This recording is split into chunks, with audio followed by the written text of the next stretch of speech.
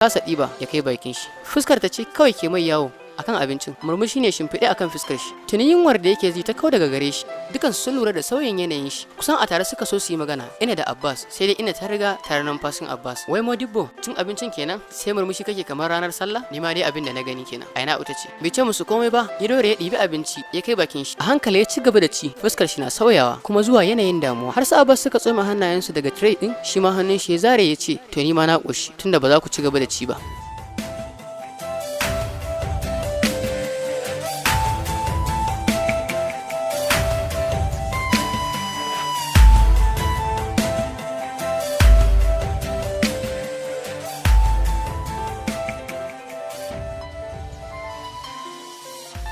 Ka ci gaba da ci mana yaya, kaga dai mun riga fara ci. Aina auta roƙe shi, bai ce komai ba, ya zauna yana kan doguwar kujerar yana kurɓar lemu, jifa.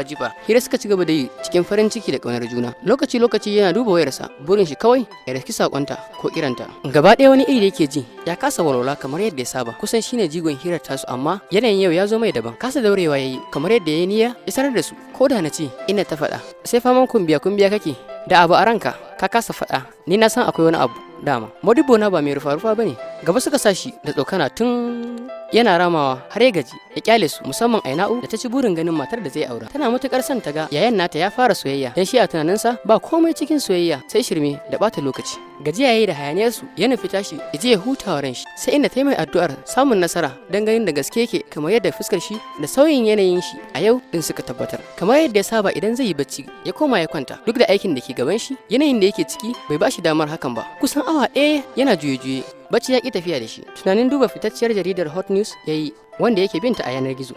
Buɗe data shi da wuya, sakon Let's Chat app ya shigo. Tuni sakonni fiye da 1000 suka fara santarin shigowa, kasancewar ita ce dandalin sada zumunta mafi shahara a lokacin. Rabon shi da duba sakonni kwana 5 kenan, don ko ya buɗe yanar gizo baya tsayawa karanta wasu sakonni. A tunanin shi duk mai neman shi zai kira lambar wayar shi kawai. Bayan ya gama duba labaran abubuwa da suka faru, ya buɗe Let's Chat din a hankali yana dubawa. Wasu lambobi da suna, wasu kuma babu, wasu yayi tsaki, wasu kuma ya murmushi. Idanuwan shi ne suka sauka akan wani haɗaɗɗiyar hoto. Har yayi gaba, ya dawo ya ƙara buɗe shi sosai, kamar wanda aka tsikara ya tashi ya zauna. Inda idan shi bai mar ƙarya ba, to tabbas wannan hoton Anisa ce. Wata da nauyar ajiyar zuciya sauke, kamar wanda ya sha da ƙyar. Hannun shi na rawa ya buɗe sakon. Ba komai a ciki, sai emoji mai ɗaga hannu alamar hi. Ba tare da ɓata lokaci ba, ya rubuta hello, ya kike? Ya tura. Ga mamakin shi ya ga ta buɗe sakon, alamun dai tana kusa. Murna yayi, ya ci gaba da jiran amsar ta. Sai dai kafin ta bashi amsa, kuma duk abin da ya tura sai ta buɗe ta gani. Alamun dai tana online. Haka ya ta zaman jira, ran shi a dagule, kafin ya samu ta amsa gaisuwarsa. Kasa jurewa yayi, ya kira lambar ta. A zuciyarsa yana addu'ar Allah ya sa ta dauka. Dan ganin shigowar kirarsa, Najla ta ce, "Dauka mana." Anisa ta ce, "Tsaya ya sake kira." Bayan ta tsinke, bai hakura ba, ya sake kira. Burin shi da addu'ar shi kawai Allah ya sa ta daga. Dabda za ta tsinke, ta daga, ta yi sallama cikin zazzakar muryarsa da ta kusa zautar da shi. Idanuwa ya lumshe yayin da sautin muryarta ya ratsa dodon kunne shi. Shiru suka yi nan da 'yan wasu sakanni kafin Ahmad ya gama tattaro karfin gwiwar iya yi mata magana. A daren bai bar Anisa ba, sai da ya tabbatar da kafuwar soyayya da shi a cikin zuciyarta. Tun daga lokacin suka fara gudanar da soyayya mai zafi da tsayawa a rai. Ina da sauran 'yan uwan shi, kowa ya san da kafuwar soyayya ta su. Abinka da wanda bai taba yi ba, da matukar gaske yake yin ta. Iyaka karfin shi. A nata bangaren ta yi soyayya da maza iri-iri, amma soyayyar Ahmad daban ce. Samun shi a cikin maza abu ne mai wuya, sosai yake sakar mata kuɗi tamkar bai san zafin neman su ba. Duk wani tsari na rayuwarta yayi daidai da shi. Matsalar ta ɗaya da shi, wato mahaifiyarsa. Ana ta tunanin soyayyar da kulawar da yake nuna musu ta zarce misali, sai dai take ganin tamkar za su shigar mata hanci da ƙudin. Ita tafi kowa cancanta da ta mallake shi ta kuma samu dukkan kulawar shi. Anisa Talha shugaba, ya ta hudu a jerin 'ya'yan mahaifinta. Ya ce ga Hajiya Salwa, 'yan asalin kabilar Shu'arab daga garin Maiduguri. Mahaifinta Talha shugaba babarbare ne shi ma daga Maiduguri. Attajirin ɗan kasuwa ne mai ji da kuɗi. Hajiya Salwa ita ce mace ta biyu.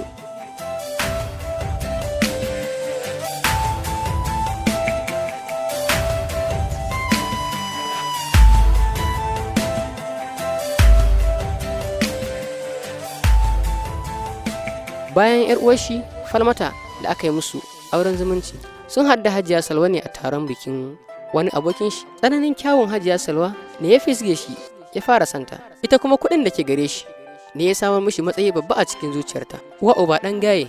Matsalar ta ɗaya da shi shine shi ba ɗan boko bane, su kuma a ra'ayin gidansu sai ɗan boko. Soyayyar da Hajiya Salwa ke wa Alhaji Talha ce ta sanya ta jajirce iyayenta suka yarda da shi. Hankalinta ya yi matukar tashi da ya labarta mata cewa yana da mata, domin a tsarin su babu aure mai mata biyu. mahaifiyarta ce ta kwantar da mata da hankali cewa ta haƙura a yi auren haka, in yi so daga baya sai a san yadda za a yi da Falmata matar shi. Saboda irin baiwar kuɗin da baban Anisa ke da shi ba a son ya subuce musu. Da yardar Allah amarya ta tare a gidanta, gida ɗaya da Alhaji Talha ya ajiye su, wanda hakan ba karamin ɓata ran Salwa yayi ba, amma ta jure a cewarta kwana nawa ne maye yayi amarya, za ta bata red card. Hakan ko aka yi tun da Salwa ta shigo gidan, ta haɗa Falmata zaman lafiya. Salwa ba ta boka ba ta malam, amma makircinta sai inna lillahi. Sharin yau daban na gobe daban. Gashi sam Alhaji Talha ya kasa ganewa cewa sharin Salwa ne saboda yadda ta zo mai da sifar kamala. Falmata na cikin wannan yanayin ta samu cikin Ibrahim. Ta sha matukar wahala kafin Allah ya nufa ta haife shi. Batiran da Salwa da danginta suka yi abin ba a cewa komai. A cewar su ta haifi namiji kuma dole ya samu kaso mai tsoka na arzikin Alhaji. Ba shiri suka kullawa Falmata kazafi, suka haye wani gardin ƙato ya kwanta a ɗakinta lokacin ta shiga bayi wanka bayan tafiyar mai taya ta wankan jego. Ko da Alhaji Talha ya riske haka ba tare da zurfafa bincike ba, ya hauta da duka a kokarin shi na rage raɗaɗin da yake ji a zuciyar shi, ya kuma musanta Ibrahim a matsayin ɗan shi. Lamarin dai ya yi matuƙar daga hankalin Falmata, kenan ta yi fushi mai tsanani.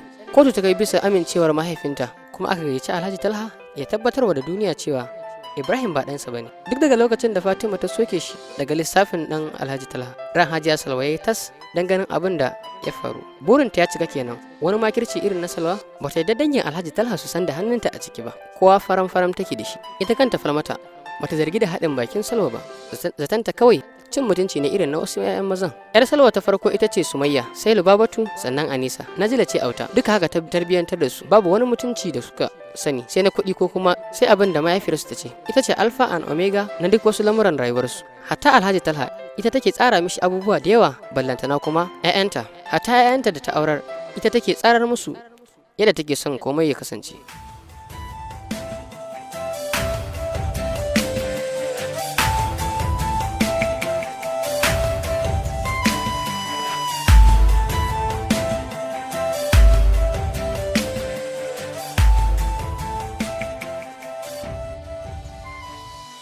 Kar ku zaci asiri ne da Hajiya Falmata, a'a, kawai tsabar iya makirci, kisa da kisisina ne kawai. Mace ce da ta san kanta fiye da kima. Duk wasu attributes da ya kamata a samu mace da su, to tana da su. Shi yasa suke zaune lafiya da mijinta. Ba karamin farin ciki ta yi ba da shigowar Ahmad cikin rayuwarsu. Sosai take ƙara gyara yarta da dukkan abin da ya dace. Yawan ambaton da Ahmad yake wa dangin shi da mahaifiyar shi ya sanya Anisa shiga tashin hankali.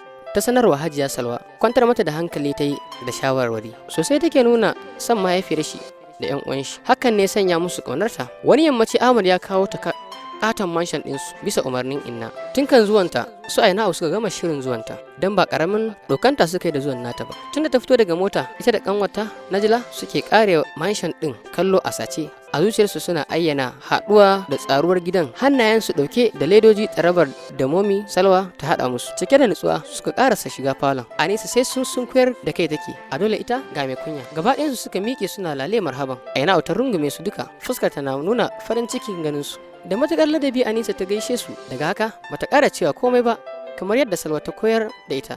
Sosai Aina'u ta ringa jan su a jiki, musamman Najila da tafi Anisan sakewa. Tsarabar da suka zo da ita suka gabatarwa da Aina'u ita. Ba su fi minti 10 ba suka tafi bayan da inna ta haɗa musu shatar da arzikin da ta yi musu tanadi. Sosai inna ta yi na'am da Anisa har cikin ranta, kuma ta yi addu'a da fatan alkhairi. Hankalin Ahmad ya kwanta sosai, dan dama inna ce kawai damuwar shi. Ya lura da wasu halayen Anisa da baya so, amma san da yake mata ya sa sun kasa yi masa tasiri. Tun daga lokacin Aina'u ta kulla kawance da Najila, haka kawai ta ji yarinyar ta kwanta mata, sabanin Anisan da sam jinin su ma ya kasa haduwa. Bayan wata 4 da haduwar Ahmad da Anisa, wani al'amari ya faru. A lokacin Aina'u tana law school a Lagos, kusan ko da shi cikin waya suke da Najila. To yawancin roommates din su san da kawancin su. Wata Fa'iza ce ta ce, ni ko ina so na ga Najilar nan da kike ji da ita. Aina'u ta yi murmushi ta ce aiko shi yafi komai sauki, ba tare da bata lokaci ba. Ta shiga galeri, sai ga hotunan su tare, tana kalla ta ce wannan ce Najila? Aina'u ta ce of course. Fa'izan ta kara cewa kuma ita ce sister din illo dinki? Aina'u ta kara cewa yes. Menene? Ta ce ba komai, amma dai kun yi bincike akan su? Aina'u tana kwance ta tashi zaune, dan Allah ki faɗa min gaskiya. Kin san wani abu akan su ne? Fa'iza ta ce really, amma duk abin da zan faɗa miki kar ki yadda da ni. Abin da nake so da ke shine kawai ki bincike, ki tabbatar aike barista ce. Aina'u ta yi shiru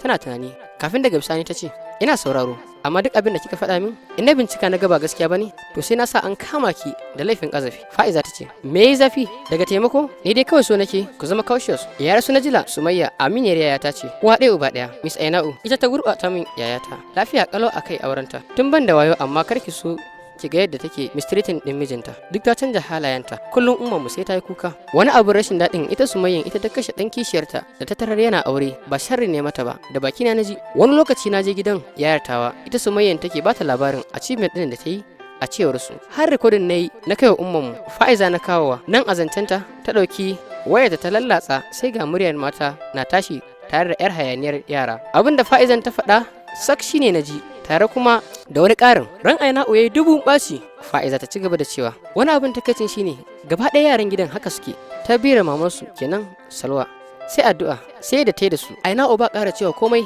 ta karɓi wayar ta ƙara playing har su uku, sannan ta ce tura min ya zama evidence. Ba tare da ɓata lokaci ba ta tura mata. Tun daga lokacin Aina'u ta shiga bincike ta ƙarƙashin ƙasa sai da ta gama tattara hujjojinta kaf, sannan ta sanarwa Inna. Sai dai me tuni watsi Inna ta yi da maganar, a cewar ta mahasada ne ke son shiga tsakani. Dalilin haka ne yasa suka haɗa hannu da Abbas, shi ma ya tabbatar da lamarin. Samun gaskiyar al'amarin ne yasa Inna amincewa da shawarwarinsu.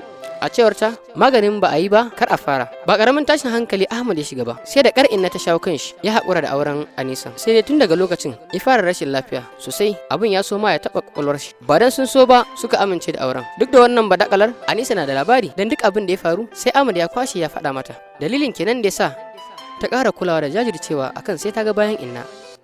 A tunaninta kawar da Inna shine mataki na farko na mallakar Ahmad da abin da ya mallaka. A tunaninsu Aina'u karamar alhaki ce. Ladabi sosai Anisa ta ci gaba da yi wasu Abbas, shi sa Ahmad ya kasa yadda da binciken su Anisa. Har Aina'u ta bar gidan, Anisa ba ta yi wani yunkuri da zai nuna rashin gaskiyarta ba.